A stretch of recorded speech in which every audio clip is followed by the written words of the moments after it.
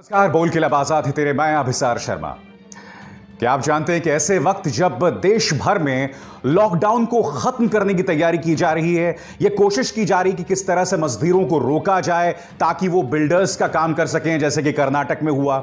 मजदूरों की मर्जी के बगैर वहां उनकी ट्रेन्स को कैंसिल कर दिया गया। बीएस येदियुरप्पा ने उनकी ट्रेन को कैंसिल कर दिया ताकि वो बिल्डर्स का काम कर सकें। एक ऐसे वक्त जब हम ये कर रहे हैं, गुजरात, जी हां, वो गुजरात मॉडल जिसके दम पर प्रधानमंत्री नरेंद्र मोदी मुख्यमंत्री से प्रधानमंत्री बन गए थे, वो पूरी तरह से सुपर फ्लॉप साबित हो रहा है। पूरी तरह से सुपर फ्लॉप साबित हो रहा है। और यही नहीं, वो इस वक्त रिवर्स गियर में चल रहा है। मैं आपको बताऊंगा कैसे, और मैं आपके सामने एक बहुत अहम पड़ताल लेकर आ रहा हूं। मगर उससे पहले मैं आपके सामने इस मुद्दे की चर्चा करना चाहूंगा। यह खबर याद है आपको? Boys locker room. दक्षिणी दिल्ली के कुछ 15 से 16 साल के लड़के थे जिन्होंने इंस्टाग्राम में एक चैट के दौरान यह कहा था कि किस तरह से उन्हें एक लड़की का गैंग रेप करना चाहिए। पूरा देश और सभी लोग उससे हैरत में थे कि आखिर पढ़े लिखे संपन्न घरों के लड़के इस तरह से बात कैसे कर सकते हैं। जी हां, इस तरह के दोहरे मापदंड की बात की जा रही थी।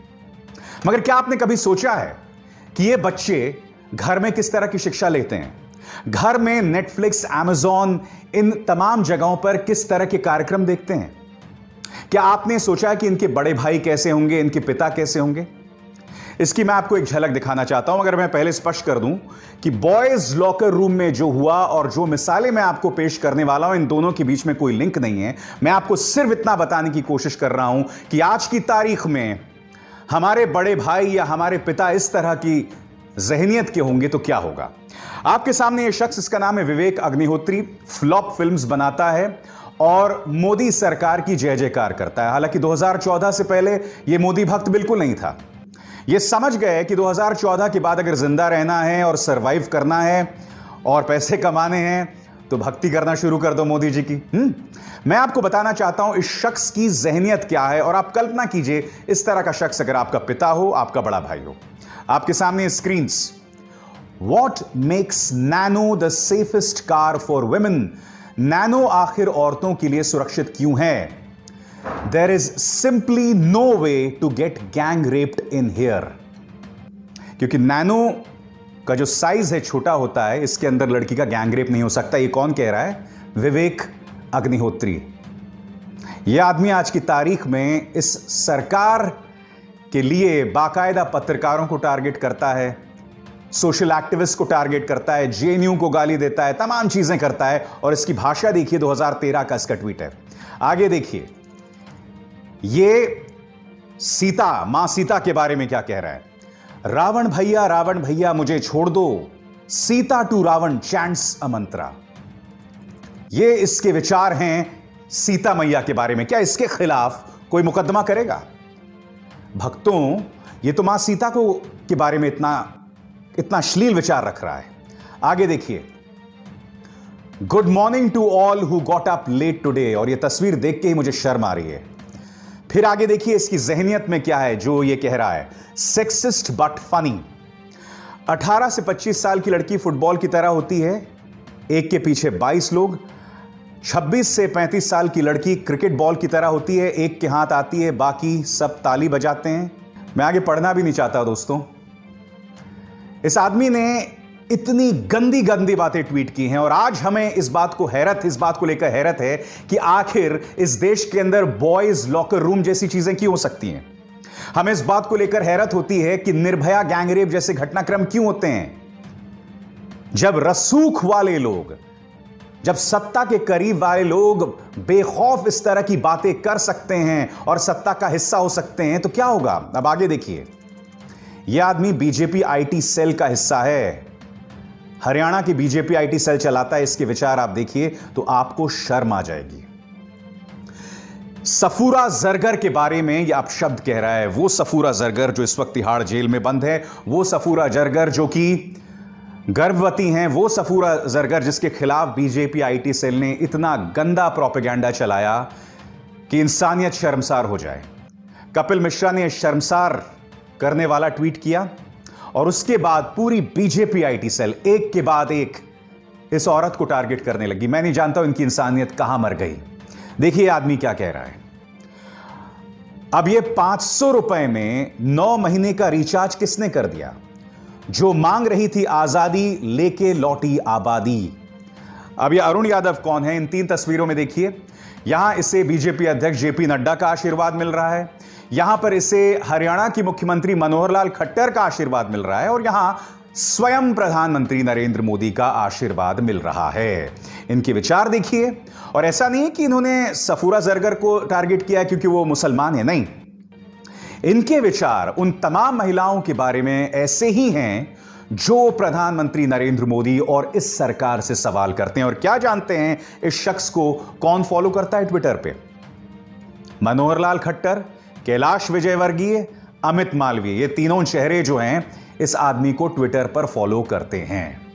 और ये बीजेपी आईटी सेल का प्रमुख है हरियाणा के अंदर।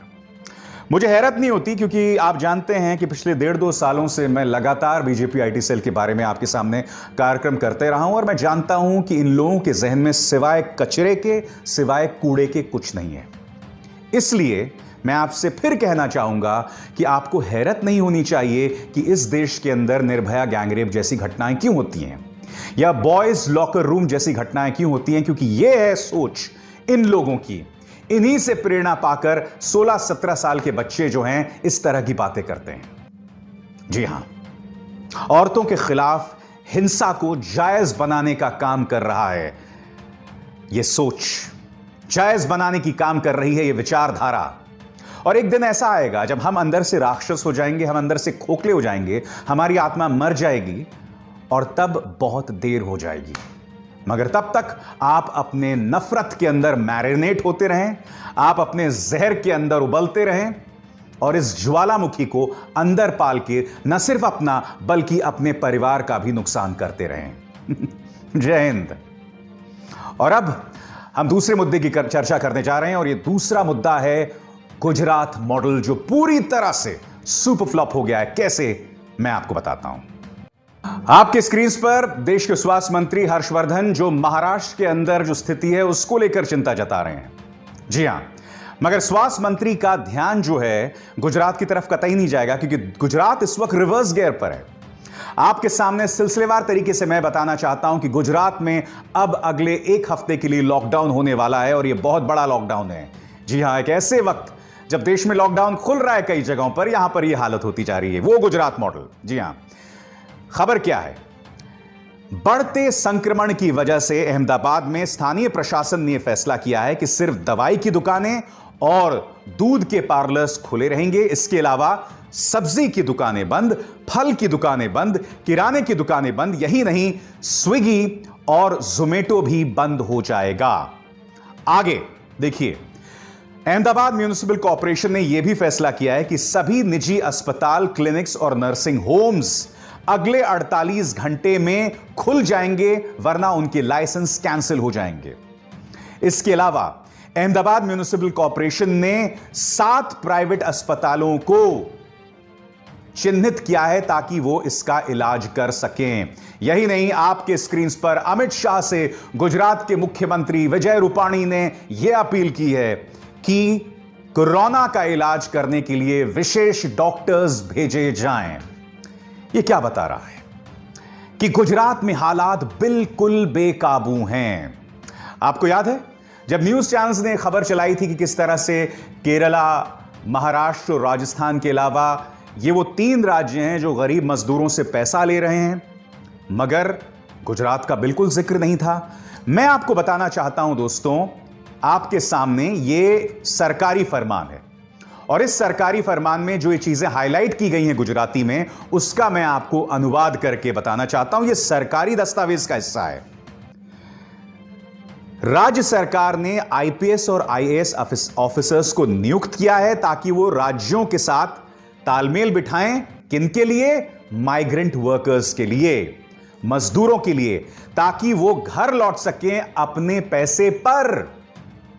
मुद्दा नंबर 1 क्या कह रहा है कि मजदूर अपने पैसे देंगे और इसके लिए राज्य जो है यानी कि गुजरात वो अन्य राज्यों के साथ तालमेल बिठाएगा। मुद्दा नंबर 2, अश्विनी कुमार जो कि चीफ मिनिस्टर्स ऑफिस में हैं, उन्होंने कहा है कि जो मजदूर हैं, गरीब मजदूर हैं, उन्हें अपने टिकट्स खुद खरीदने होंगे।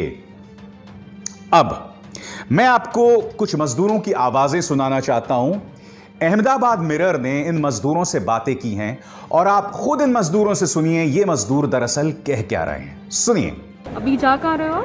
जा रहे हैं, बोल रहे हैं कि गाड़ी आगरा तक जा रही है, तो आगरा जा रहे हैं। आप आगरा से कहाँ जाओगे फिर? आगरा से बांदा जाएंगे। अच्छा, वहाँ से कैसे जाते हैं? बस में जाते हो? हाँ, वहाँ से बस में जाते हैं। कितना दूर है वहाँ से? वहाँ से 500-600 किलोमीटर है। वहाँ 600 किलोमीटर है। तो अगर कुछ मिला नहीं तो वहाँ से क्या करोगे आप? पैदल जाएंगे। पैदल जाओगे? कितने दिनों के बाद आप घर जा रहे हो? 6 महीने बाद। 6 महीने बाद। यहाँ पे कितने टाइम से आप फंसे हुए थे? यहाँ 1.5 महीने हो गए। 1.5 महीने हो गए। यहाँ पे खाने का कुछ प्रॉब्लम हो रहा था? खाने का प्रॉब्लम हो रहा था। अच्छा, कहाँ पे आप काम कर रहे थे? नंदन डेयरी। अच्छा, ठीक है। अभी यहाँ से आप जा रहे हो, अभी आपको क्या सुविधा मिली है? तो क्या हम लोग पानी पियाते हैं, पानी भी नहीं मिला हम लोग को अभी तक। तो कब से आप लोग बस में आए हो? बस में हो गए 3 घंटे हो गए और अभी तक पानी नहीं मिला? नहीं मिला। अच्छा, और कितने पैसे आपको देने पड़ रहे हैं यहाँ से जाने के लिए? 250 रुपए। कल जो अचानक सिर्फ 24 घंटे का भी वक्त नहीं दिया गया था वहां के लोगों को कि अब तमाम दुकानें बंद हो जाएंगी, मैं आपको दिखाना चाहता हूं कि पत्रकार जनक दवे ने यह तस्वीर पेश की है और इस तस्वीर में देखिए क्या बुरे हालात बन गए हैं अहमदाबाद के। लॉकडाउन की ऐसी तैसी हो गई है, फिजिकल डिस्टेंसिंग की ऐसी तैसी हो गई है। यहां देखिए क्या हालात हैं। जी हां, ये हालात हैं अहमदाबाद के, गुजरात मॉडल के। कुछ सवाल आपको पूछने पड़ेंगे। मान लिया दिल्ली के अंदर आप तबलीगी जमात को दोष मढ़ सकते हैं, यहां पर इतने कोरोना के केसेस हो गए। वही तबलीगी जमात जिनकी जांच एयरपोर्ट में नहीं हुई और वो भारत के अंदर घुस के आ गए। वही तबलीगी जमात का आयोजन जिसे आयोजन की अनुमति गृह मंत्रालय ने दी, वो चाहते तो मुंबई पुलिस की तरह उन्हें आयोजन की अनुमति नहीं देते, मगर दी। दिल्ली की तो हमने मान ली। महाराष्ट्र फाइनेंशियल कैपिटल है और यहां आप जानते हैं कि झुग्गियां ढेरों हैं, यहां पर इसका संक्रमण फैलना बात समझ में आती है। मगर गुजरात, यह तस्वीर देखिए, नमस्ते ट्रंप। जी हां, लाखों लोगों को सड़कों पर खड़ा किया गया था, दीवारें उठा दी गई थी ताकि ट्रंप हमारी गरीबी को ना देख सकें। एक स्टेडियम के अंदर लाखों लोग जमा थे। यह तस्वीर आपके सामने है। आज क्या यह हमें सवाल नहीं पूछना चाहिए कि अगर गुजरात की जनता इस दोजक का, इस नर्क का सामना कर रही है तो कहीं इसका जिम्मेदारी ये तो नहीं है? और देखिए यह घटना कब हुई थी? फरवरी में हुई थी, फरवरी के उत्तरार्ध में, दूसरे हिस्से में हुई थी फरवरी के। और भारत सरकार जो दावा करती है कि हमने कोरोना को लेकर उपाय जो हैं वो 15 जनवरी से शुरू कर दिए थे, तो मैं पूछना चाहता हूं भारत सरकार से कि आपने अहमदाबाद के अंदर ऐसा तमाशा क्यों किया? गुजरात में मृतकों की तादाद बढ़ती जा रही है, क्या यह सवाल नहीं पूछे जाने चाहिए कि आज गुजरात मॉडल पूरी तरह से फेल हो गया है? और उसकी वजह यह है कि आपने ट्रंप के स्वागत में यहां पर यह अश्लील ड्रामा किया था। जी हां, मैं अश्लील कह रहा हूं। मैं अश्लील इसलिए कह रहा हूं क्योंकि आज गुजरात उसका खामियाजा भुगत रहा है। गुजरात इस वक्त देश का दूसरा बड़ा राज्य है और सरकार का ध्यान किसकी तरफ है? महाराष्ट्र की तरफ है, पश्चिम बंगाल की तरफ है। यकीनन वहां स्थिति गंभीर है। आपके सामने एक बार फिर हर्षवर्धन जो कह रहे हैं कि महाराष्ट्र में स्थिति बहुत गंभीर है और यही वजह है कि मुंबई पुलिस ने जो गैर जरूरी चीजों की बिक्री है और शराब की बिक्री को फिर से रोक दिया है, क्योंकि वो जानते हैं कि शराब के केंद्रों में भीड़ इकट्ठी हो रही है, जिसके चलते फिर से कोरोना फैल सकता है। महाराष्ट्र संकट का सामना कर रहा है और हम महाराष्ट्र का सवाल तो उठाते रहे हैं ना मीडिया में, सिवाय महाराष्ट्र के, सिवाय जो गैर बीजेपी राज्यों के, और तो किसी की चर्चा नहीं होती है। अब पश्चिम बंगाल की बात करते हैं। पश्चिम बंगाल पर कड़ा रुख अपनाया है किसने? केंद्र सरकार ने। यूनियन होम सेक्रेटरी जो हैं अजय भल्ला, उन्होंने कड़े तेवर अपनाते हुए 3 खास बातें कही हैं पश्चिम बंगाल को, जो मैं आपको पढ़ के सुनाना चाहता हूं। कुछ खास गुट कोरोना फैला रहे हैं। यूनियन होम सेक्रेटरी ने यह भी कहा कि बच्चे क्रिकेट खेल रहे हैं, लोग नदियों में नहा रहे हैं, रिक्शे चलाए जा रहे हैं, मगर इस पर कोई ध्यान नहीं दे रही है राज्य सरकार। यही नहीं, वो ये भी कह रहे हैं कि पश्चिम बंगाल की रेट ऑफ टेस्टिंग, यानी कि कोरोना को लेकर जो परीक्षण होता है, वो बहुत कम है। वैसे तो केंद्र सरकार ने इससे पहले बहुत सी ऐसी बातें की हैं जो बाद में झूठ साबित हुई हैं, मगर मैं आपकी इस बात का विश्वास करता हूं और तमाम मुख्यधारा की मीडिया चैनल्स जिनकी लाखों करोड़ों में रीच है वो सिर्फ इन राज्यों की बात कर रहे हैं। मगर क्या आप जानते हैं कि गुजरात की रेट ऑफ टेस्टिंग इस वक्त देश में सबसे कम में बताई जाती है। आज न्यूज चैनल्स आखिर गुजरात की बात क्यों नहीं कर रहे हैं? भूल जाइए कि अगर आपको इस बात का डर है कि आप मोदी जी के चलते गुजरात की बात नहीं कर सकते, मगर गुजरात की जनता के प्रति तो आपका दायित्व है, उनके प्रति तो आपकी जिम्मेदारी है। कैसे भूल गए आप गुजरात की जनता को? जिस गुजरात को पूरी तरह से मुख्यधारा की मीडिया ने भुला दिया है, उसकी एक और तस्वीर मैं आपको जाते जाते दिखलाना चाहूंगा। यह डीडी न्यूज गुजरात चला रहा है। पढ़ के सुनाऊंगा अंग्रेजी में, फिर उसका अनुवाद करूंगा। Gujarat government shares success story with Ministry of Ayush regarding 6,000 people in quarantine benefiting from Ayurvedic kadha. People who were in quarantine and drank kadha for the prescribed time tested negative for COVID-19. ये बताने की कोशिश कर रहे हैं कि आयुर्वेदिक काढ़ा पीने से जो लोग क्वारंटीन में थे वो कोविड को लेकर नकारात्मक पाए गए। अगर यह सत्य होता तो आज की तारीख में यह खबर पूरे देश में फैल गई होती, सरकार ने इसे आधिकारिक तौर पर अमली जामा पहना दिया गया होता, भारत की जय जयकार पूरी दुनिया में हो रही होती और डीडी न्यूज गुजरात चला रहा है कि किस तरह से 6,000 लोगों ने आयुर्वेदिक काढ़ा पिया।